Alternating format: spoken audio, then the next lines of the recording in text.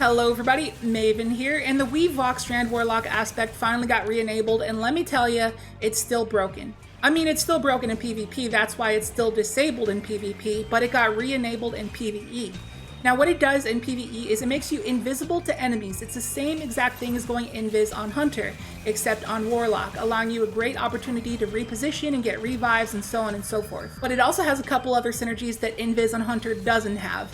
And it has really great synergy with dot effects. And a lot of you guys watching already know about this combo, but for those who don't, this is gonna be a treat. This is one of the funnest things that I've ever done in Destiny 2. I'm hooked, and this is gonna be one of my new main builds. So let's get to it, but before we do, I just wanna thank you all so much for your support because we just hit 30K today. I'm so happy.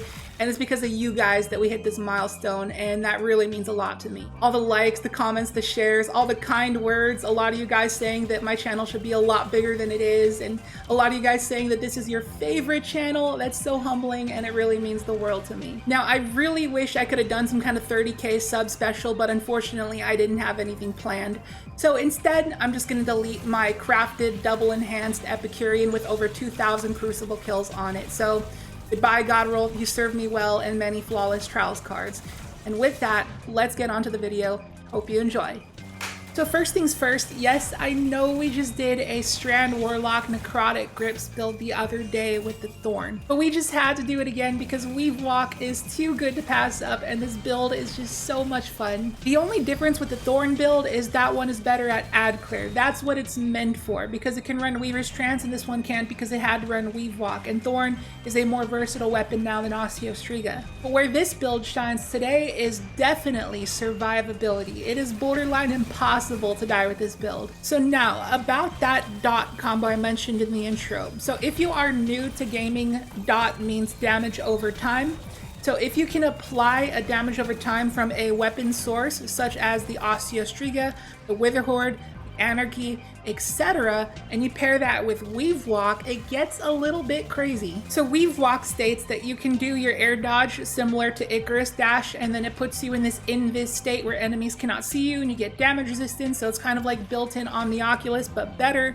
And then while you are in Weavewalk, you periodically get granted Threadlings to be perched to you. And as you know, when you are a Strand Warlock and you have Threadlings perched on you, they get deployed as you deal weapon damage. That is why we are applying a DOT in the form of a weapon. So while we have Osteo Striga poisoning them, we can activate Weavewalk and periodically generate Threadlings that will automatically be deployed as they're generated at the target for as long as that DOT lasts. So then this happens, and it's extremely fun and satisfying, and it's actually very strong. Just look at how fast it melted Carl.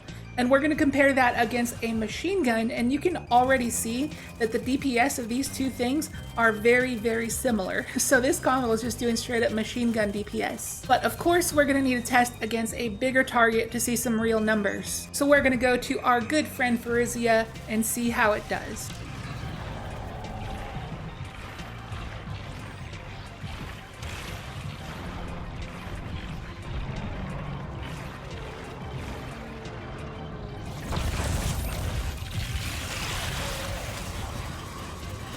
So as you saw at the end there, when my damage over time from Osteo Striga runs out, I like to stack up 5 more Threadlings from the Weavewalk, and then I like to put down my Rift and just deploy all 8 of those Threadlings at once because I'm running Weaver's Call. And that is how I like to top off the combo. And we ended up with 401,000 damage. Now, to put into perspective of how much damage that is, we're going to compare it against the Apex Predator, which is, of course, the most meta rocket launcher in the game right now. We got impact casing, we got boss spec, and we're shooting off 5 total rockets. And we end up with 405,000 damage, which is 4k more than our Weavewalk combo. So that just goes to show that the Weavewalk combo is no joke. It's actually pretty strong. Does the damage of about 5 rockets. Now some of you guys may be wondering, what happens if we use the Swarmers instead of the Necrotic Grips? How will it affect our damage? Because Threadlings will unravel targets. So let's give it a try and see what happens.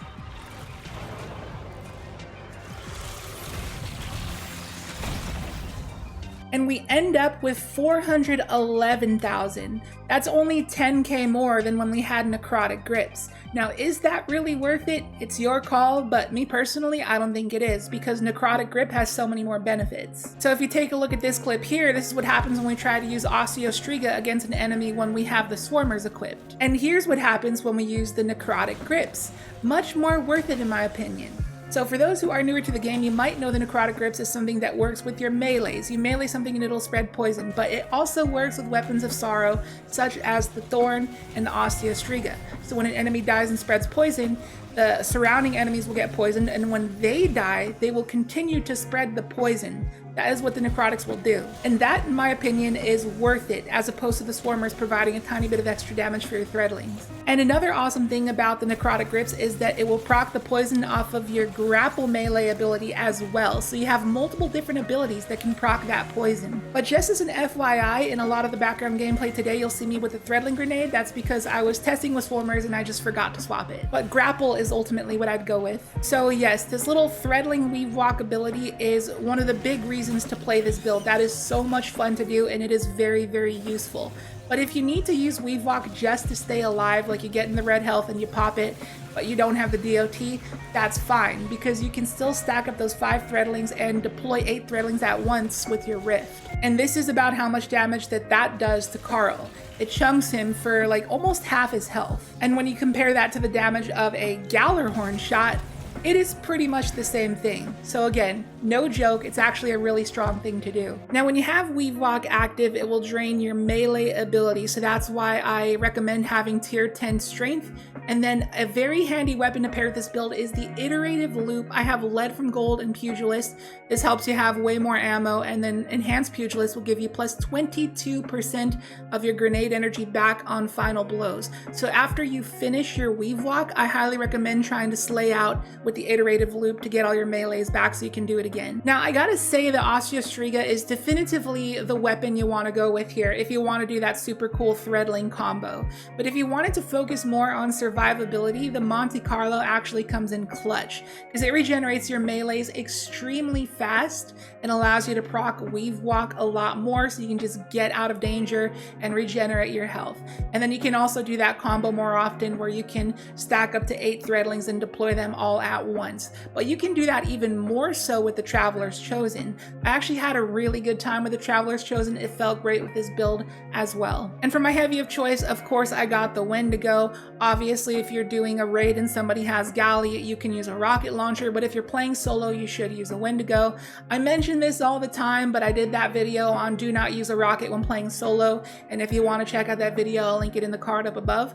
And in that video, you can see why I'm preferring to use the Wendigo over a rocket launcher in this situation. It's a lot better when playing solo, but it'll be even better once we get the Cataphract grenade launcher from Trials of Osiris, once that's available to us. Now for our fragments here, obviously I got Evolution for our Threadling combo, and Generation is just something that you always gotta run when you're on Strand. The last slot is up to you. I literally just made this swap to Thread of Ascent as we speak because it works very well with your grapple to just auto-reload your weapon. Previously, I did have Thread of Finality so that our finisher final blows create Threadlings.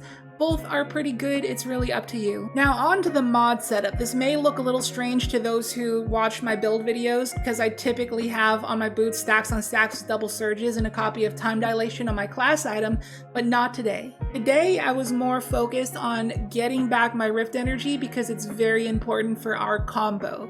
So I have utility kickstart on my class item, and as you know, when you're running the surges, you cannot run any kickstart mods because it'll just make you lose all your surges. So I'm focused on that. And then with insulation and absolution on my boots, I can get more rift energy when I grab an orb. And then I have bolstering detonation, so my grapple melee will give me some rift energy back. I just really need to get that rift. Typically, I sacrifice recovery to go 100 resilience, but today I prioritize recovery and prioritize strength because Weavewalk rifts are just too good. Now moving on, I got invigoration on my boots. So an orb is going to give us a lot of ability energy back for all of our essential things. So to make orbs, we got firepower, so our grapple melees are going to make orbs, and then kinetic siphons, so our Osteo Striga double kills to make orbs. And then we got dynamo to get some super energy when we place our rift near targets, which will happen often because that's what we do with our rift when we throw out our 8 Threadlings. And then I had a little bit of extra energy on my helmet, so I thought might as well throw on Powerful Friends to help the teammates. And then I got Momentum Transfer, so we get some melee cooldown when we get a hit with our grapple. And then we got triple resist mods on our chest. These can swap out accordingly to whatever activity you're doing. And then I got Bomber and Outreach on the class item to get some ability energy back when we place our Rift. So for the gameplay loop with this build, it's pretty self-explanatory. It's kind of just a plug and play build. If you find yourself getting down to about half health though, you can pop your Weavewalk, regen, and then just place your explosive Threadling Rift. And if you see a fatter target, poison it with the Osteo and then proc your Weavewalk and just sit there and throw Threadlings at their face. So it's pretty easy to use, and it's very good for activities that have a lot of fat targets, such as Altars of Summoning. And I believe that this is going to be an amazing build to use in the day 1 raid, and this is probably what I'm going to be using. And if you do use it in a raid, then you can just replace Dynamo on your helmet with Heavy Ammo Finder, and then replace Powerful Friends with Heavy Ammo Scout, so you can help your teammate out with the ammo situation. And then also there's that artifact mod where your Tangle Final Blows have a chance to generate heavy ammo. I do not have that unlocked yet, but that is going to be a great thing to run with this as well. And another reason I say this is good for the day 1 raid is because it's just so good at surviving. You just cannot die with this build. It's borderline a cheat code. But one weakness of this build I will say is the range. I definitely find myself needing range sometimes. And if you find yourself in that situation, you can probably just replace your iterative loop for a sniper rifle. And another recommendation I'll give is that if you're doing the toughest of the toughest content, where dying is common, then I would recommend taking off the Necrotics and the Osteo and instead going with the Swarmers and the Monte Carlo and putting on the Threadling Grenades, because that is a lot more of a safer setup. The Monte Carlo allows you to pretty much have infinite Weavewalk. It's just infinite get out of jail free cards. And while you can't do the cool Threadling combo, you can still deploy your 8 Threadling Rift Explosions. So that is another great way to play this build. So as usual, I'll leave a dim loadout link to this build down below in the description and the pinned comment if you would like to give it a try. And if you have any buddies who are Warlock mains, I'd appreciate it if you share this video with them. I'm sure they find it useful. So that's going to do it for this one. Thank you so much for watching the video. I hope you enjoyed it. If you did, be sure to hit the like button and drop a comment, because interacting with the video in different types of ways like that really helps it out and helps the algorithm. And if you're new here, please consider subscribing. I would love to have you here. And with that, I'll catch you in the next video. See you later.